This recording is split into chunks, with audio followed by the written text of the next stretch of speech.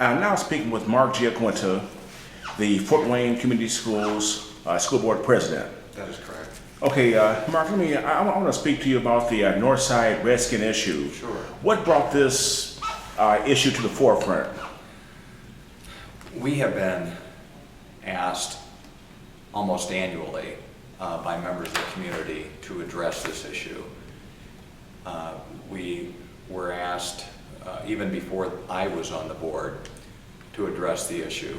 So the Redskins mascot or nickname is not something new. As a matter of fact, the Journal-Gazette first raised the issue 25 years ago.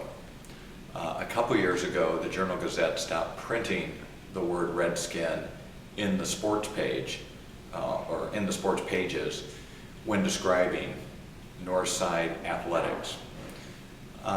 As the issue arose over and over the last few years, we simply suggested that we look a little bit closer at it in time, and I can't put my finger on why this year, but maybe the better question is why not. We did bring together some alumni along with some members of the Miami Nation and student leaders.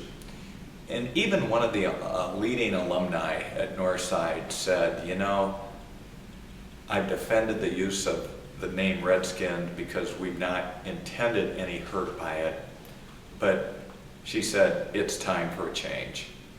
And so while I can't pinpoint why this year, there are some ideas that sooner or later take flight, and it seems that this was the year it occurred. I will say also, though, Fort Wayne Community Schools is the largest district in the state of Indiana. There are 3 high schools, were 3 high schools left with Redskins as their nickname. There are now 2, Northside and 1 other. And as the board president, I think this community, given its commitment to tolerance, would not want to be the very last school to change the nickname. You know, what I noticed was, especially on the news, was Superintendent Wendy Robinson the first one to really step forward and make the announcement on this issue? Actually, there were a couple board members who asked Dr. Robinson to become involved because it's an administrative task, not a board task. However, the leadership actually started with the board. The board asked Dr. Robinson if she would feel that tackling the issue would be a diversion from our #1 goal, which is academic excellence. She said no. We always handle numerous issues at the same time. So with that, she assigned 2 of her administrators, Mr. Hissong and Dr. Faye Williams-Robbins, to set up a meeting here in my office with some of the alumni members, the alumni leadership, along with the student leadership and the Miami representatives. And the meeting was, it was a fabulous meeting. It was educational, it was respectful, it was insightful, and it was productive. And as a result of that meeting, we decided to move forward with alumni, student leadership, and administrative leadership, and the board, having fulfilled its leadership role, will now step back, because this is not, again, a board function, it's an administrative function.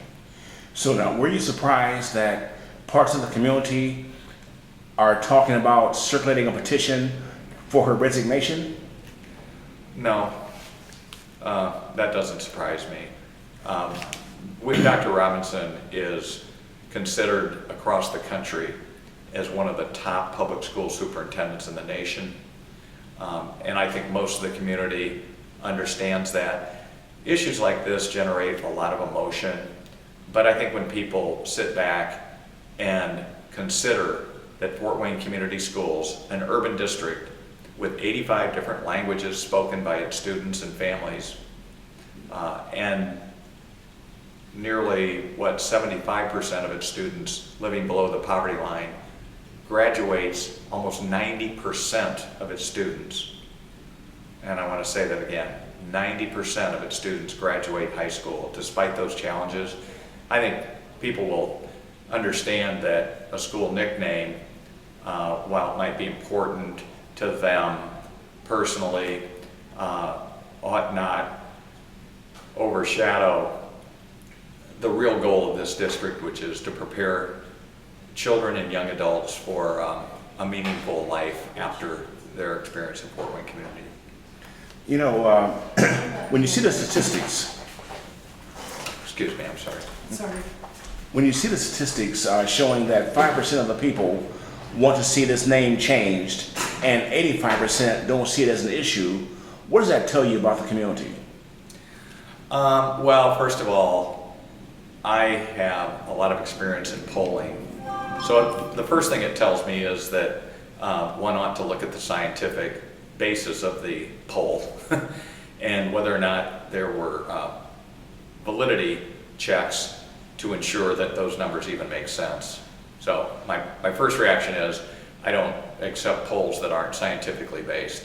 The second is that if we as a society or community base policy on the majority rules without protection of the minority, which is also, I mean, the protection of the minority in this country is woven into the fabric of our Constitution and the way we carry out our governmental function. So I would simply say, well, if that were the rule of law in every case, we wouldn't have the Voting Rights Act. If that were the rule of law in every case, we would not afford our minority community civil rights. If that were the basis upon which to make all decisions, Martin Luther King Bridge wouldn't exist because Martin Luther King would have failed. But it's not, happily it's not.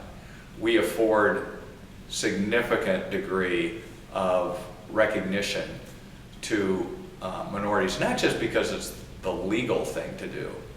We do it because this community has opened its arms to minorities. We treat people with respect and dignity, and we've done it for a long time. And this is just another example of the community saying, you know, I didn't intend any hurt by using the term redskin, but I know in my heart that I would never approach a Native American and say, hi there, redskin.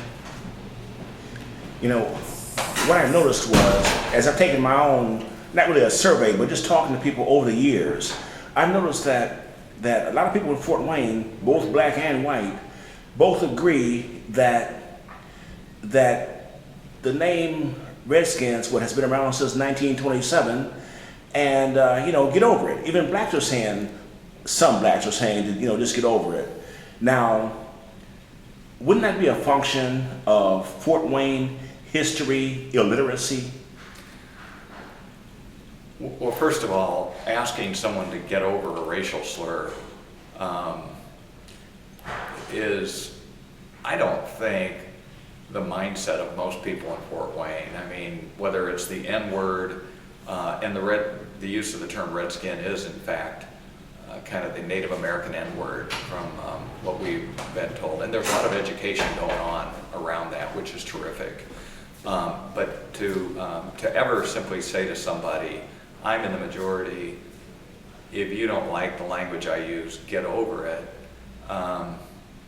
Boy, that's kind of a sad approach to someone trying to express the degree of hurt and offense they take to a slur. And I would hope that's not widespread. You may have heard it, I've heard it. But I've also heard it with respect to the waving of the Confederate flag. Get over it. Well, you know, okay. if you want to use that term, or if you want to wave that flag, or frankly, if you want to use the N-word, knock yourself out, do it. But the government speech should never include a slur. It should strive to educate those who don't understand that a term is offensive. And you start by looking in the dictionary. I mean, that's all you really need to do. You read the American Heritage Dictionary, look up Redskin, and you'll see it's an offensive term used to describe Native Americans. I mean, so it's not so much what the person intends when they use it. It's whether or not the folks on the other side, those it describes, are offended. And again, I would say, look in the mirror, ask yourself if you would walk up to someone who practices Native American culture and say, "Good morning, Redskin." Do you expect, honestly, that person to feel honored that you said that? Of course not. Well, a lot of people, according to what I've read in the newspaper, feel that that's a term of endearment. They don't realize that the name Redskin, I think, came from the scalp and being bloody red. That's what I've researched. There is a wide array of historical origination of the term Redskin. Judge Lee, in his decision involving the Washington Redskin football team, devoted about 10 pages from page 42 to 51 of his decision. I would urge everyone to go online and read that opinion, especially those pages. And he traces the history of the term Redskin. And it's bounced back and forth, but it has historically been viewed as a disparaging way to simply lump Native Americans together in one category. One of the explanations was an ad placed in a Minnesota newspaper in the post-Civil War years, and it urged the bringing in of Redskins, which were the scalps, and offered to pay $20 per Redskin. I mean, that is clearly, and that exhibit is used in the court opinion. Now, how many years were you a member of Fort Wayne City Council? 16 years. 16 years. All right, now in that time, plus the time that you've been with the Fort Wayne School Board, why is there such an, I hate to keep saying it this way, an illiteracy when it comes to Fort Wayne history? I mean, people that talk about the North Side issue, they keep, they say things like, why do you keep pointing at the Miami Indians when it could be the Shawnee or something like that? And they're kind of missing the point. People, it seems like, don't really value the historic heritage of the whole North Side area. Well, the Historical Center does a pretty good job of trying to educate our citizens about that issue, but people have to educate themselves. We do have a very rich history. Sam Hanna, who is widely considered the father of the city of Fort Wayne, he was at the forefront of a lot of changes that made our city what it is today. He bought the Native American land on both sides of what later became the Erie Canal and made a lot of money doing it. But there was, frankly, a lot of land purchased, and a part of the transactions involved alcohol, whereby the Native Americans would be given alcohol and become intoxicated and then sell their land pretty cheaply. There were other Native Americans who made a fair amount of money selling their land for use in the canal project or the road projects. But I think we have to understand that if you went to high school at Northside, and I grew up with Mark Henry was my idol, and I watched Dave Mosier play basketball, and Mike Bedree, and I watched that team go to state finals, And I never thought of, as Hilliard Gates talked about the Redskins, it never dawned on me that that term might be offensive to, to the Native American community. It's a process of learning and being open to learning. The National College of American Indians has put out a commercial, which is really moving, and they say, look, we're a people, not a mascot. And I guess really when you get right down to it, the color of a person's skin should never be used to describe a basketball team or a football team. I mean, really. But, to restate my question, the north side area, lakeside area there, Very historical area. but that's where the number 3 battle in U.S. history took place. I mean, out of all the battles between the Indians and the Americans, number 3 took place in the lakeside, north side area, but yet that is not included in the Fort Wayne propaganda. Well, we really ought to do more, and like I say, the Historical Center tries to do more to explain what a horrible general St. Clair was. St. Clair was then replaced with General Wayne by George Washington, and General Wayne came out and massacred really the Indians, and it was in essence sort of a back then they didn't view it that way. The different mindset. They had that manifest destiny God meant for us to be here, but it was to some degree ethnic cleansing, which is what we call it today, right? So I want to stay on the same point here for a moment, because when I had mentioned the one battle, which was called Harmer's Defeat, and I went to Harmer School, and nobody ever knew who Harmer was. Now you just mentioned Tecumseh, or Chief Little Turtle for that matter. Well, but to be clear and specific, when you look at Harmer's defeat, and you just mentioned St. Clair's defeat, when you add those two defeats up together that were both led by Little Turtle, what that means is more people in American history died fighting over the land called Fort Wayne than anywhere else in U.S. history, and that is not part of our legacy. It is not being promoted by the Fort Wayne History Center. It is not being discussed by the city council, nor educators at all, period. Yeah, I would disagree with you a little bit. I think the History Center has done a pretty good job in that regard. You might want to talk to Jeff, but they've been, Doug, but they do a series of speaking events, and I can't say that they talked about Harmer's defeat, but I know they've dealt with Wayne and St. Clair, and it's pretty interesting. We, unfortunately, what you're touching upon now is a very sad emphasis in our schools on testing and teaching to the test, and not including the fabric of our community and our state and our nation, which is pretty darn disappointing.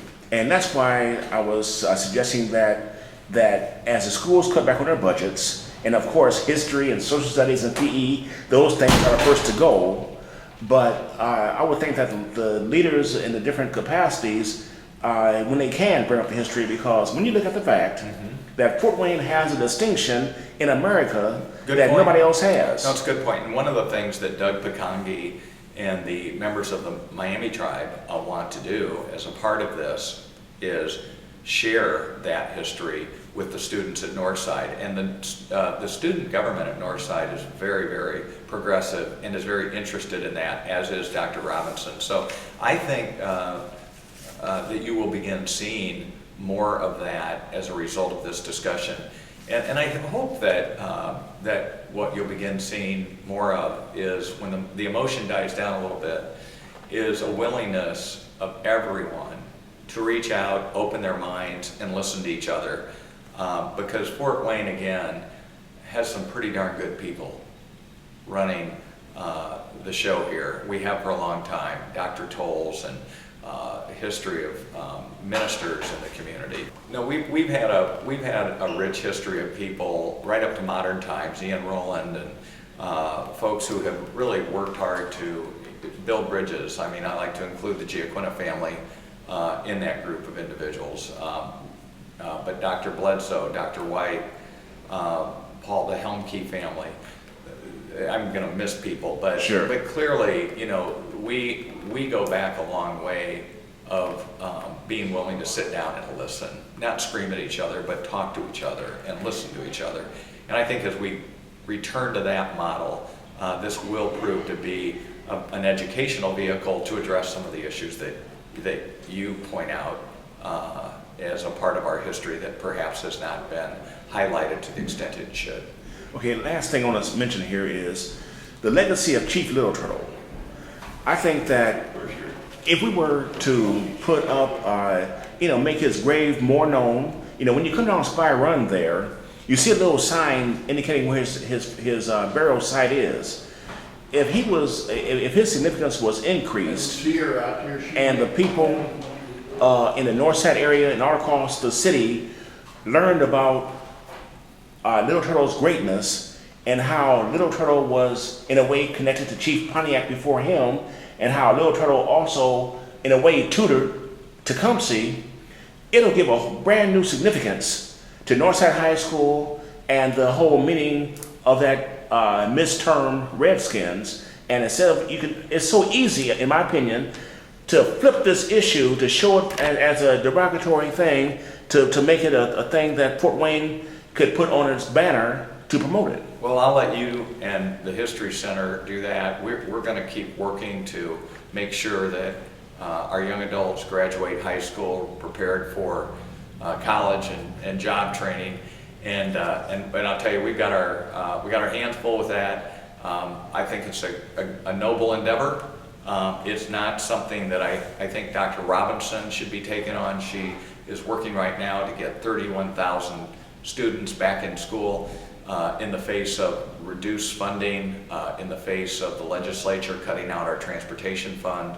So while I don't dispute anything you just said, I would urge you and others in the community to take that and run with that banner.